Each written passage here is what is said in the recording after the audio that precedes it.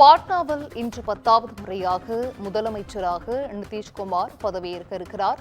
இந்த பதவியேற்பு விழாவில் பிரதமர் நரேந்திர மோடி மற்றும் மத்திய அமைச்சர்கள் பலரும் பங்கேற்க இருக்கின்றனர்.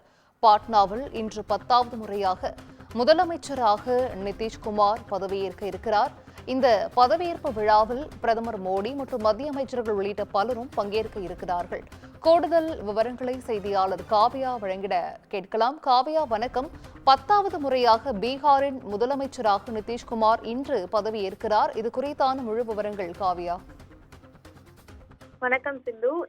243 உறுப்பினர்கள் கொண்ட பீகார் சட்டப்பேரவையில் 202 இடங்களை பெற்று ஆளும் தேசிய ஜனநாயக கூட்டணி அரசு வெற்றி பெற்றது.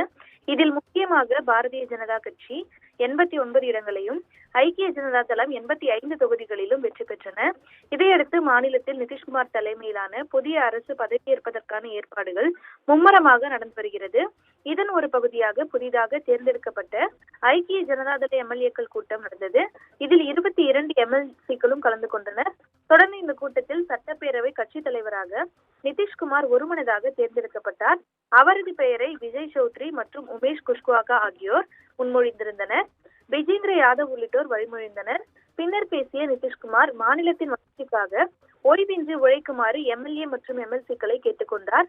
ஐக்கிய ஜனதா தளத்தின் சட்டப்பேரவை குழு தலைவராக நிதிஷ்குமார் தேர்வு செய்யப்பட்டதை தொடர்ந்து என்டிஏ கூட்டணியின் சட்டப்பேரவை குழு தலைவராக முதலமைச்சர் நிதிஷ்குமார் தேர்வு செய்யப்படுவார் என கூறப்படுகிறது. மாநிலத்தின் முதலமைச்சராக 10வது முறையாக நிதிஷ்குமார் இன்று பதவியேற்க இருக்கிறார். தலைநகர் பாட்னாவில் நடைபெறும் விழாவில் ஆளுநர் ஆரிஃப் முகமது கான் நிதிஷ்குமாருக்கு பதவி பிரமாணம் செய்து வைக்க இருக்கிறார். இதற்கிடையே பாரதிய ஜனதா கட்சியின் எம்எல்ஏக்களின் கூட்டமும் நேற்று நடந்தது. இதில் கட்சியின் சட்டப்பேரவை குழு தலைவராக சாம்ராட் சௌத்ரி தேர்வு செய்யப்பட்டிருக்கிறார். துணைத் தலைவராக விஜய்குமார் சின்ஹா தேர்வானார்.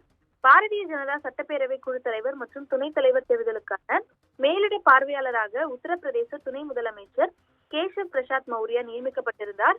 மேலும் மத்திய அமைச்சர் அர்ஜுன் ராம் மேக்வால், முன்னாள் மத்திய அமைச்சர் சாத்வி நிரஞ்சன் ஜோதி ஆகியோர் இணை பார்வையாளர்களாக கலந்து கொண்டனர்.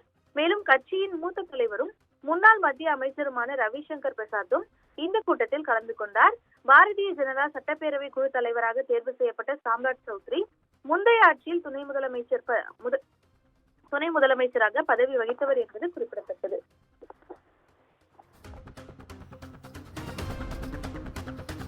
நன்றி காவ்யா, விவரங்களை வழங்கியமைக்கு நன்றி.